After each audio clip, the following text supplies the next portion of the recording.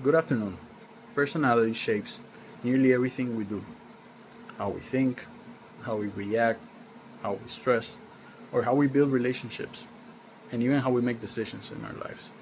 Yet, most of the time, we describe personality using vague labels such as introverted, emotional, or organized without really understanding what those labels truly mean. Psychology offers a more precise way to understand personality through what is known as the five factor model, also called the Big Five, developed through decades of research by Robert McCrae and Paul Costa, as referenced by McCrae and Costa 1997. Rather than placing people into rigid categories, the five factor model explains personality as five broad dimensions that exist in a continuum. Everyone has all five traits, but individuals differ in how high or low they fall on each other, as referenced by John et al. 2008. Today I will explain each of these five factors, which it means to be high on one or low on another trait, and why this model is so important for understanding human behavior as it is. So, what is the five factor model then? The five factor model is one of the most widely supported theories of personality in modern psychology.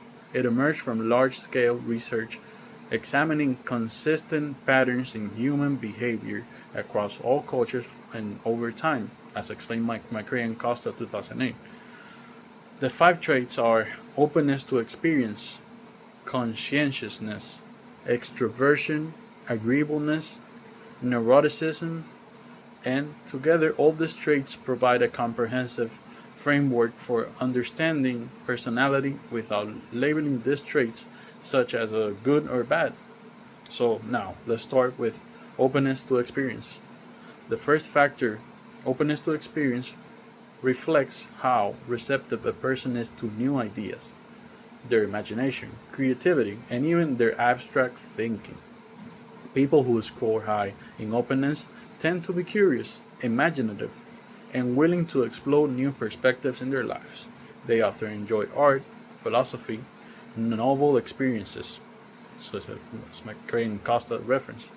In contrast, people who score low in openness tend to be more practical, concrete, and focused on their routines. They often prefer familiarity, structure, and traditional approaches rather than experimentation or abstract thinking. Neither level is inherently better. High openness can promote creativity and innovation, but it may also lead to overthinking or difficulty settling on decisions in life. Lower openness can encourage consistency and realism, but it may involve certain resistance to change. Now, conscientiousness is the second factor. Conscientiousness reflects organization, self discipline, and goal directed behaviors. Individuals who tend to be high in conscientiousness are typically responsible, dependable people, and persistent. Research consistently shows that conscientiousness is strongly associated with academic achievements and job performance, so as explained and cited in McCrae and Costa 1997. People who score low in conscientiousness may be more spontaneous and flexible, but they can also struggle with organization, long term planning, and consistency. While high conscientiousness is often associated with success, it can also bring high levels of stress, rigidity, or perfectionism. Lower conscientiousness may allow for creativity and adaptability, but it can also result in difficulty meeting certain expectations. Extroversion is the third factor. Now, extroversion reflects how much stimulation a person seeks and whether they draw energy from external interaction or internal reflection. People who are high in extroversion tend to be outgoing, energetic, talkative, and assertive. Social interaction often energizes them, such as referenced by John et al. 2008. Those who are low in extroversion, often described as introverted, are typically more reserved and reflective.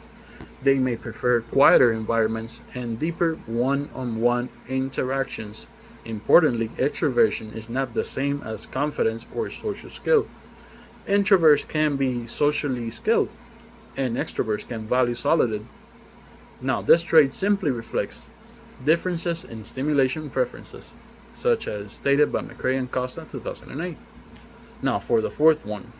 The fourth one is agreeableness. Agreeableness reflects how the individuals approach relationships in their lives, particularly in terms of empathy, trust, and cooperation.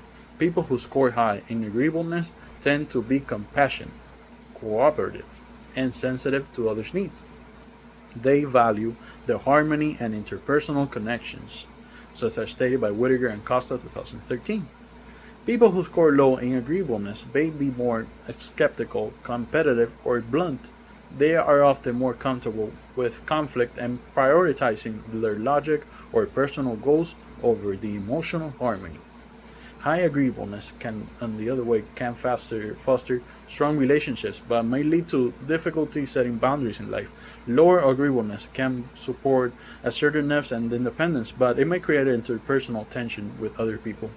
Now, for the fifth one, neuroticism. The fifth and final factor is neuroticism. Neuroticism reflects emotional sensitivity and how strongly a person responds to stress and negative emotions in their lives. Individuals who are high in neuroticism are more likely to experience anxiety, mood swings, worry, and emotional reactivity, such as stated by Whittaker and Costa 2013. People who score low in neuroticism tend to be emotionally stable, calm, and resilient. They recover more quickly from stress and are less likely to feel overwhelmed by personal emotional challenges. High neuroticism is not a weakness. It is often associated with emotional depth and awareness. Low neuroticism reflects emotional regulation rather than emotional detachment. Now, why the five-factor model matters. The five-factor model is important to us because it provides a scientifically supported framework for understanding personality across different cultures and contexts. Research has shown that these traits are relatively stable over time and appear consistently across different societies in the world, such as stated by McCrae and Costa in 1997. Rather than limiting people, this model promotes self-awareness. When individuals understand their personality traits, they are better equipped to manage stress, build healthier relationships in their lives, and choose environments that fit their natural tendencies, such as stated by John et al. 2008. Personality does not determine destiny, but it does influence patterns, and awareness allows for intentional growth in life. Closing reflection. Personality is not about labeling who we are, it is about understanding how we function. The five-factor model reminds us that human behavior is a complex, nuanced, and deeply individual.